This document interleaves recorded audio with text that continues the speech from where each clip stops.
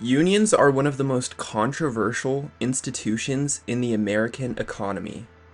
Supporters argue that they're the reason millions of workers earn higher wages, have better benefits, and work in safer conditions. Critics argue they're inefficient, hurt businesses, and cost jobs. So, who's right? Are unions actually beneficial, or have we been looking at the question the wrong way this entire time? Today, we're going to look past the politics and examine what the economic evidence actually says.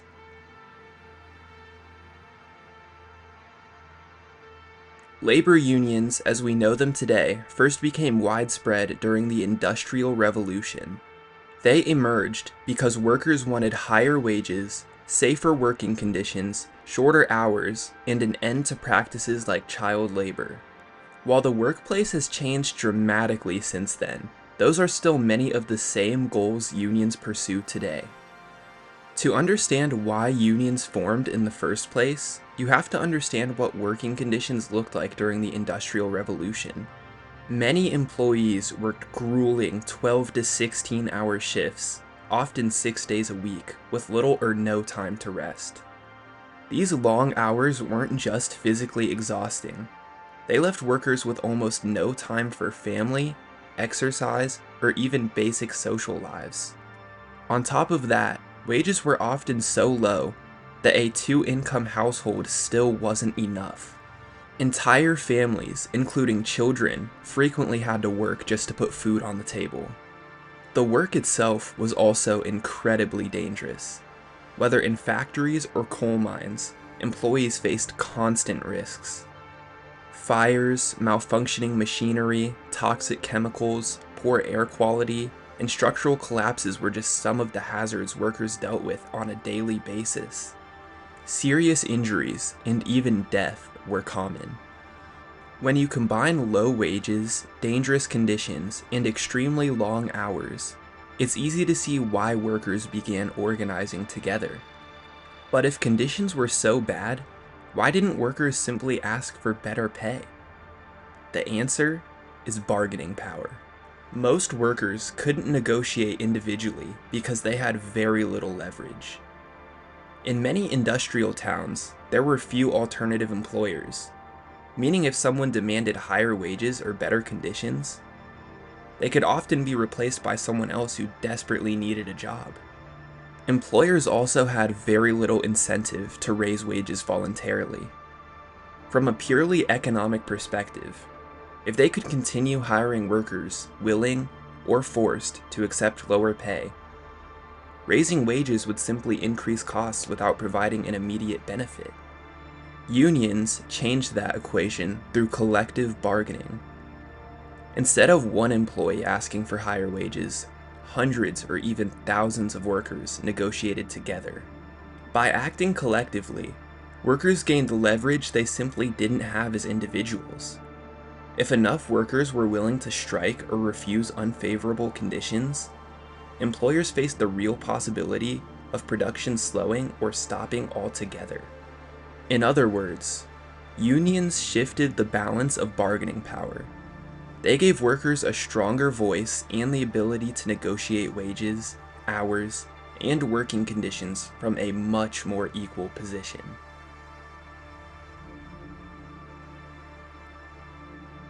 The core function of a labor union is something known as collective bargaining. Simply put, collective bargaining is the process where workers negotiate with their employer as a group instead of individuals. The goal is to reach an agreement on things like wages, benefits, working conditions, hours, and workplace policies. In theory, collective bargaining benefits both sides. Workers gain a stronger voice in negotiations, while employers gain a more stable and predictable workforce through formal contracts instead of constant individual negotiations. But how do unions actually gain enough leverage to negotiate? The answer is that they have tools available that individual workers simply don't. One of the most powerful is the strike. If enough employees stop working at the same time, production slows, or even comes to a halt. That creates a real financial incentive for employers to come back to the negotiating table. Unions may also organize public campaigns, build public support, use media attention, or hold employers accountable for violating labor laws.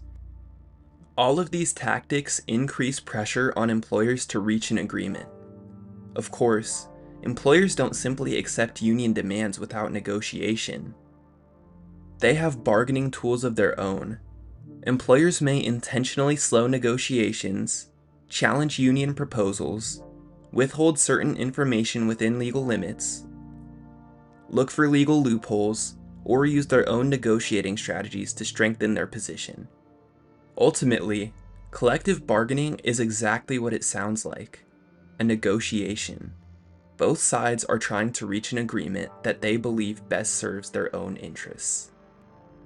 One of the biggest economic effects of collective bargaining is that it often standardizes wages across workers doing similar jobs. At first glance, that sounds fair. Employees performing the same role receive similar pay, and workers have greater confidence that they won't be treated arbitrarily. However, this creates one of the most debated economic trade-offs surrounding unions. Because wages are negotiated collectively, highly productive workers may earn less than they could have negotiated on their own in a non-union workplace. At the same time, less productive workers may earn more than the market would otherwise pay them. Economists refer to this as wage compression. Whether that's fair is ultimately a matter of personal opinion.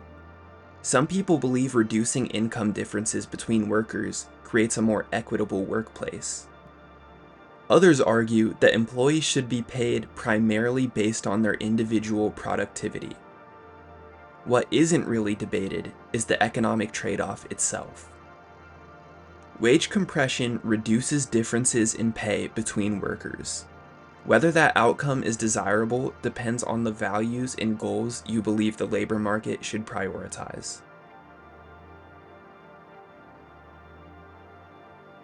So, what are the strongest arguments in favor of labor unions? Supporters argue that unions improve outcomes for workers in several important ways. The most well-known benefit is higher wages. Because workers negotiate collectively instead of individually, unions are often able to secure higher pay than many employees could negotiate on their own. Numerous economic studies have found that union workers, on average, earn more than comparable non-union workers, although the exact size of that wage premium varies depending on the industry, occupation, and time period being studied. Higher wages aren't the only benefit. Unions also negotiate for better benefits, including more paid sick leave, stronger health insurance, improved retirement plans, paid vacation, and other workplace protections. While these benefits don't always show up directly in a paycheck, they can significantly increase a worker's overall compensation and financial security. Supporters also argue that unions create safer workplaces. Because workers have a collective voice, they're often in a stronger position to push for improved safety standards, better equipment, and more accountability when employers fail to maintain safe working conditions. Historically, many workplace safety improvements have been closely associated with organized labor advocating for better protections. Another commonly cited advantage is that unions give employees a greater voice in the workplace. Instead of relying solely on individual negotiations with management, workers have representation during important decisions that affect wages, schedules, working conditions, and disciplinary procedures. Supporters argue that this creates a workplace where employees feel more included and have greater confidence that their concerns will be heard. Some economists have also found that unions can improve productivity under certain conditions. While paying workers more may increase labor costs, better communication between employees and management, lower turnover, improved training, and higher worker satisfaction can sometimes offset those costs by making businesses more productive. However, as we'll see later, the evidence on productivity is much more mixed than it is for wages. Finally, supporters argue that the benefits of unions extend beyond the workplace itself. Research has found that union members are often more civically engaged, they are more likely to vote, participate in community organizations, and engage in local civic life. Supporters believe this strengthens communities by encouraging greater participation in public institutions and creating stronger social connections outside of work.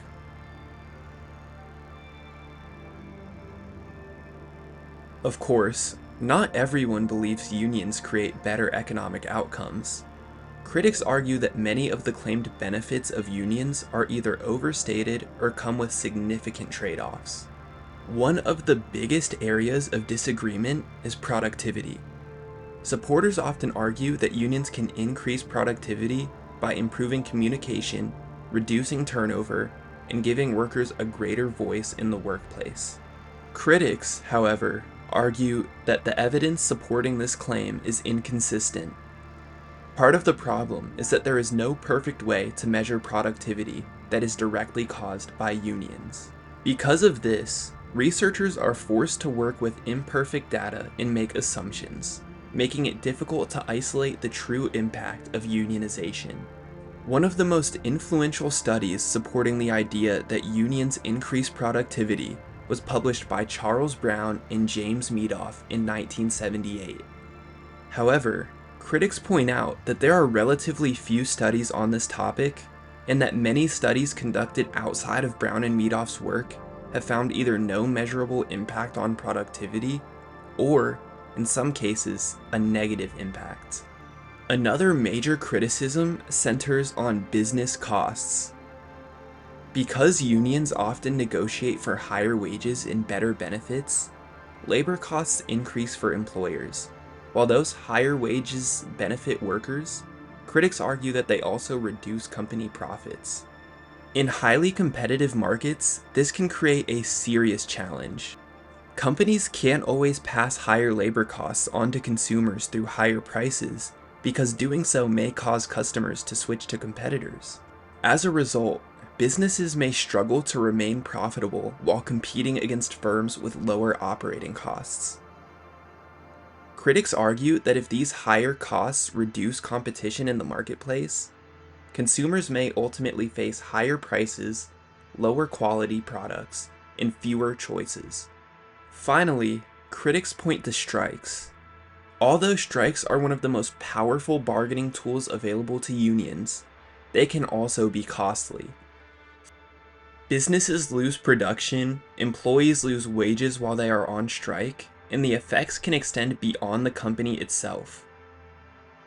In many industries, a prolonged strike can disrupt suppliers, manufacturers, distributors, and other businesses throughout the supply chain, creating economic consequences that reach far beyond a single workplace.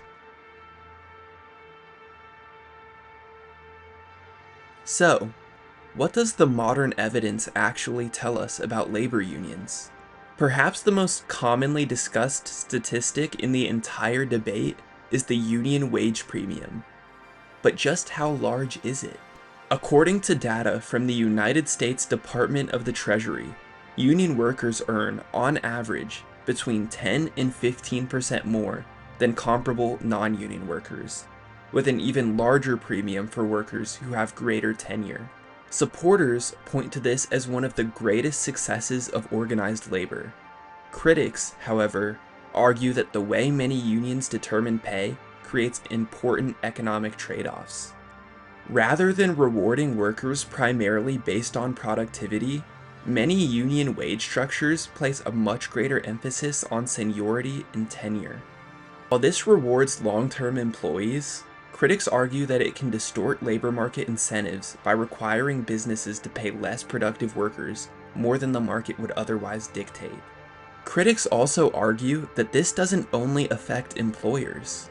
Highly productive workers may also be disadvantaged because, Instead of being rewarded for producing more value, they may receive the same, or in some cases even less, than coworkers who are less productive but have greater seniority. From an economic perspective, this can reduce the incentive for workers to maximize productivity and makes compensation less responsive to individual performance.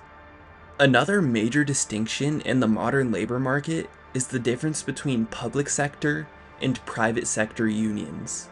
Today, approximately 32.9% of public sector employees belong to a union, compared to just 5.9% of private sector employees, making private sector unionization historically low. One possible explanation for this difference is that government programs generally do not compete with other businesses in the same way private firms do.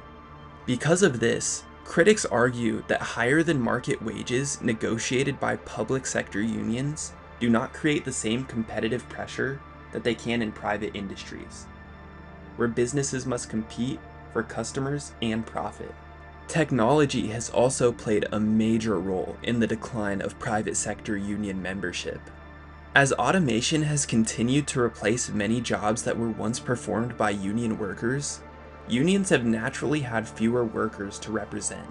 Critics also argue that efforts to preserve jobs through collective bargaining can unintentionally encourage firms to automate even faster. If labor becomes increasingly expensive while technology becomes increasingly affordable, businesses have a stronger financial incentive to replace workers with machines. After all, robots don't go on strike, negotiate for higher wages, or demand better benefits.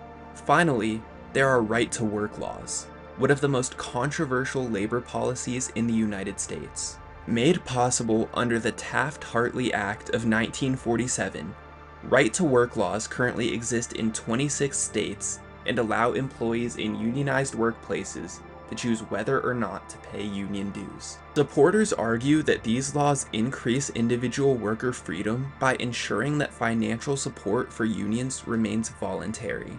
Critics, however, argue that these laws create a classic free rider problem. Workers can benefit from higher wages, better contracts, and improved workplace protections that unions negotiate, without contributing financially to the organization responsible for securing those benefits. Over time, critics argue that this weakens unions by reducing the resources they have available to represent workers effectively.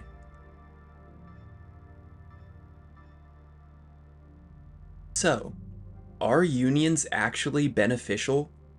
The answer depends on what you value and the type of labor market you're looking at. There's little doubt that unions succeed at achieving many of the goals they were created for. Union workers generally earn higher wages than comparable non-union workers, and they often receive better benefits, including stronger retirement plans, better health insurance, and more paid leave. If the goal is to increase worker compensation and improve workplace benefits, unions have largely been successful. However, those benefits come with economic trade-offs. By standardizing wages through collective bargaining, unions can function similarly to a quasi-price control in the labor market. Just as price controls can create inefficiencies in product markets, critics argue that union wage structures can create inefficiencies in labor markets by making wages less responsive to differences in worker productivity. Those inefficiencies can have different consequences depending on the market.